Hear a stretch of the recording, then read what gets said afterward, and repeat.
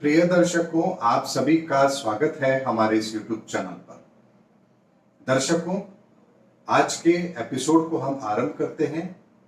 सबसे पहले आज के पंचांग पर एक दृष्टि डालते हैं। आज दिनांक 26 अक्टूबर 2021 मंगलवार का दिन है। कार्तिक मास चल रहा है, कृष्ण पक्ष और पंचमी तिथि है।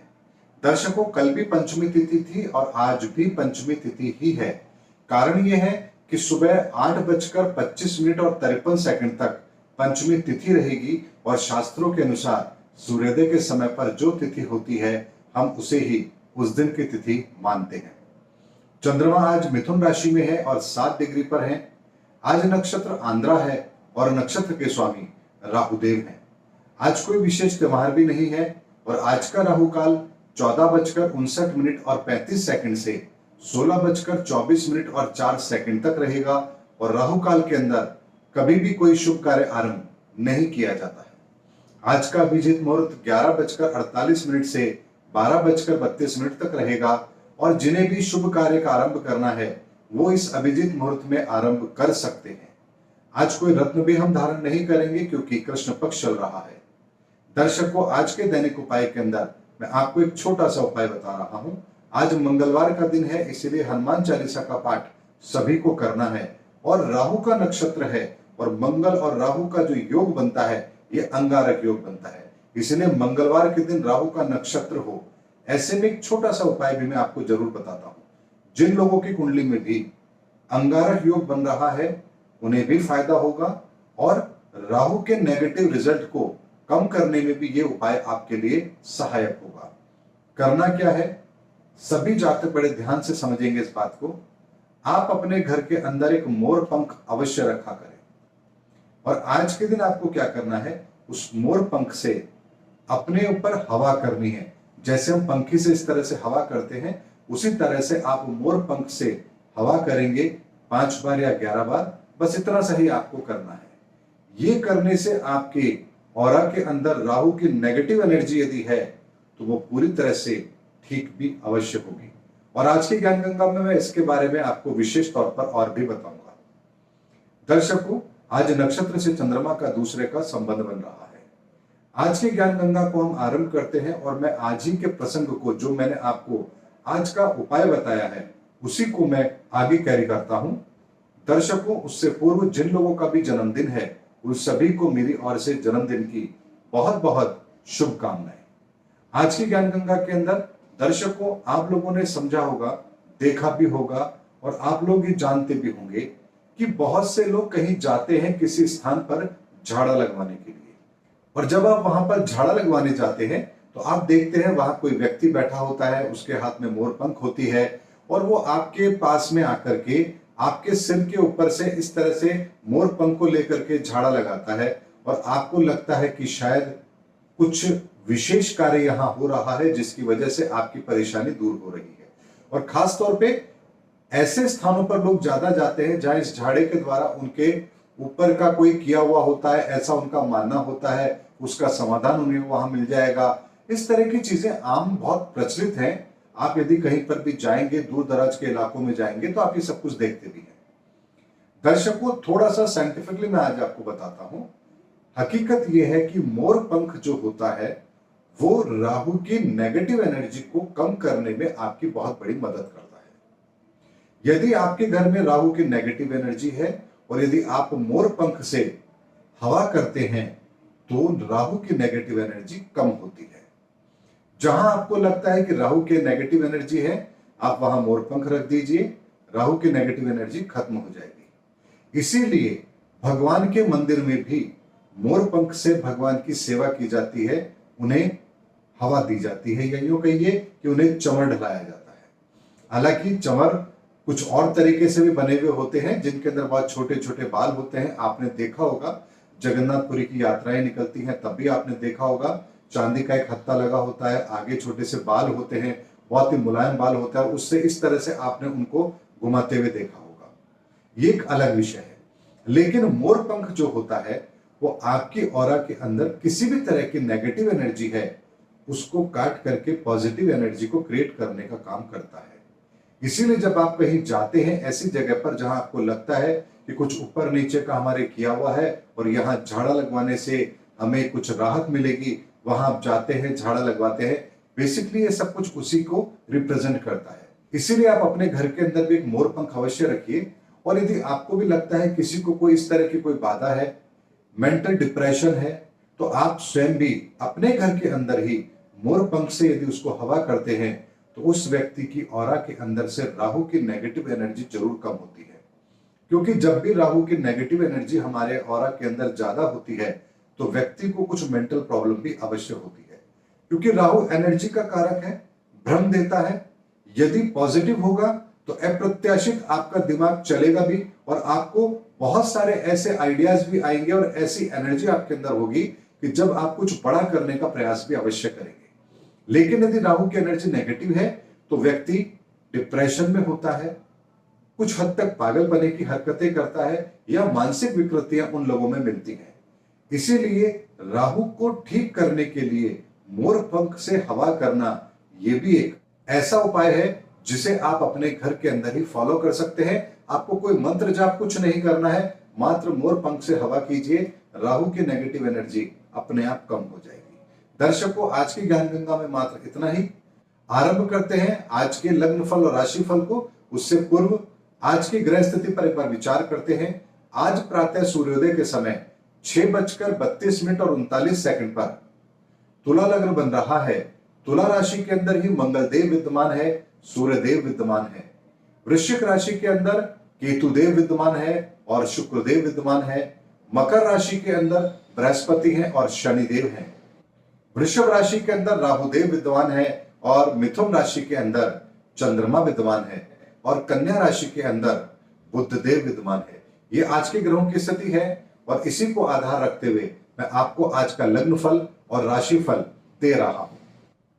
मेष राशि और मेष लग्न के व्यक्तियों के लिए आज सेकंड हाउस के अंदर आपके राहु की उपस्थिति इस बात का संकेत दे रही है कि आज आपको अपनी वाणी का प्रयोग संयमित तरीके से करना ही करना है।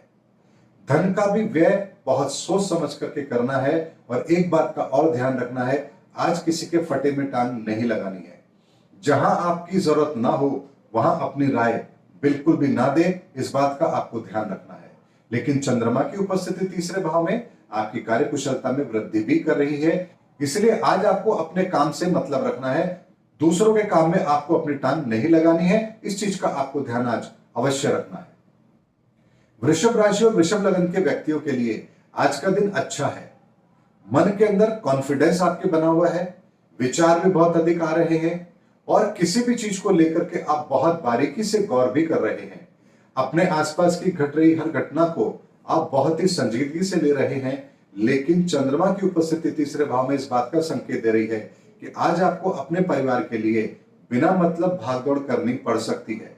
व्यय का अधिक भी होगा और मन के अंदर भी कुछ घबराहट, बेचैनी या छटपटाहट आप अवश्य महसूस कर सकते हैं।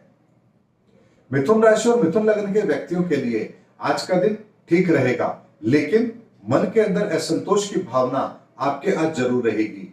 अधिक विचार आपको परेशान भी कर रहे हैं, मन स्थिर नहीं है, ये बात मुझे साफ साफ दिख रही है।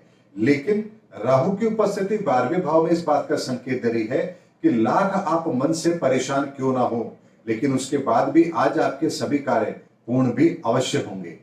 दुश्मनों पर विजय भी आप प्राप्त करेंगे, मार्ग में आ रही बाधाएं भी अवश्य दूर होंगी और किसी भी तरह से साम दाम दंड भेद कुछ भी लगाना पड़े, आप अपने कार्यों को पूर्ण करने में सफल भी अवश्य होंगे।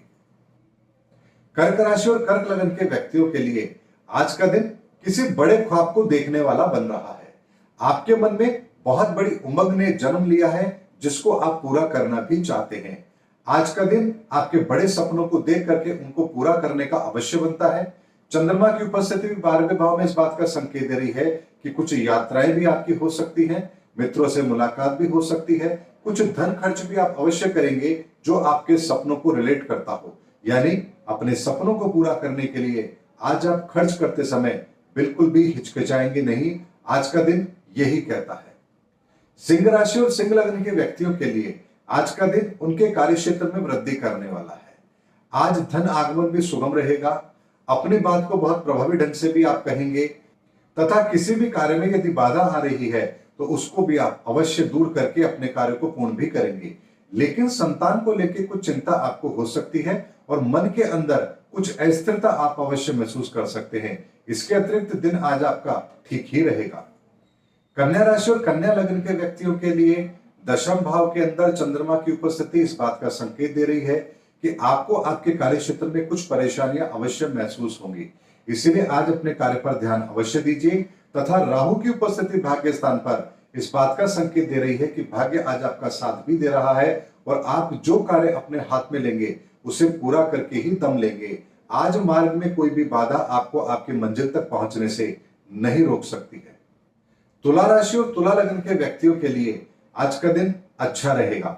भाग्य भी आपका साथ दे रहा है, कार्य के अंदर व्यस्तता भी रहेगी, किसी भी कार्य को प्रभावी ढंग से आज आप करेंगे भी।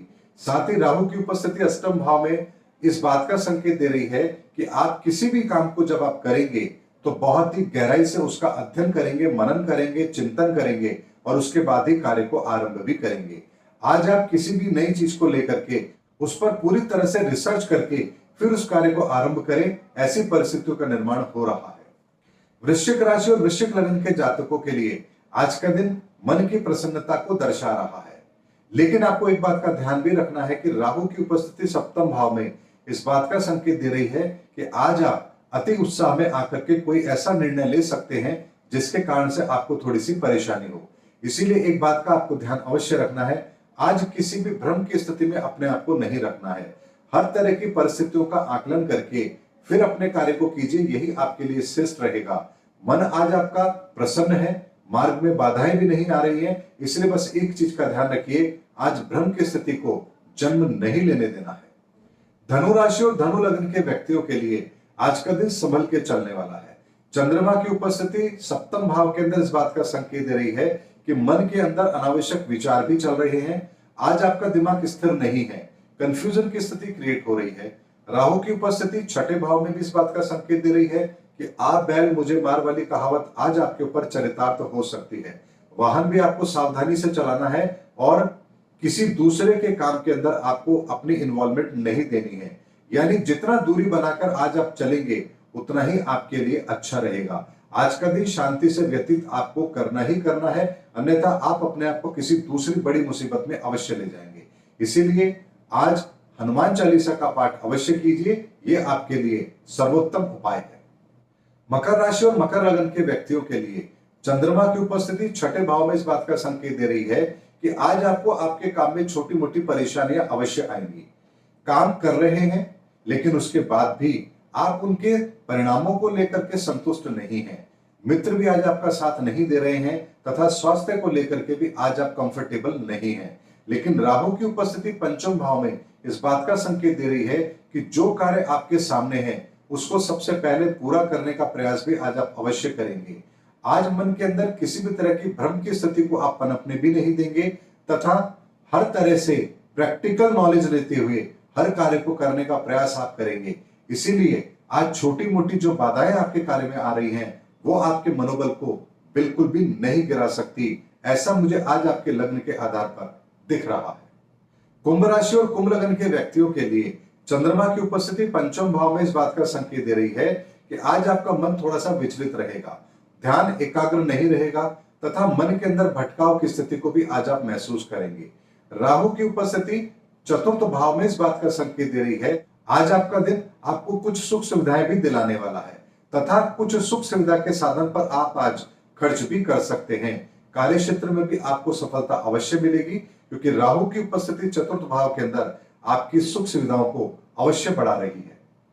मीन राशि और मीन लग्न के व्यक्तियों के लिए आज का दिन थोड़ा संभल कर चलने वाला है। अति उत्साह के अंदर किसी भी कार्य को आरंभ नहीं करना है, अनावश्यक भागदौड़ नहीं करनी है, यात्राओं को आज आप स्थगित करें तथा कोशिश करें कि जो कार्य आपके हाथ में है उन्हें आप प्रभावी ढंग से पूरा करने का प्रयास करें। आज सुख सुविधा के साधन भी आपको मिलेंगे, इसीलिए एक चीज का ध्यान रखना है, भोग विलासिता में आज आपको इतना नहीं डूबना है कि आप अपने कार्य के प्रति लापरवाह हो जाए। यदि इस चीज का आप ध्यान रखेंगे तो आज का दिन आपका ठीक ही रहेगा। दर्शकों, आज के गोचर के आधार पर ये मैंने आपको आज का लग्न फल और राशि फल दिया है और इसी के आधार पर आप अपना दिन व्यतीत होता हुआ भी अवश्य देखेंगे। उम्मीद करता हूं मेरा वीडियो आपको जरूर पसंद आया होगा। अगले वीडियो के अंदर आपसे फिर भेंट होगी। तब तक हमारे चैनल पर बने रहिए। जय हिंद, जय भारत।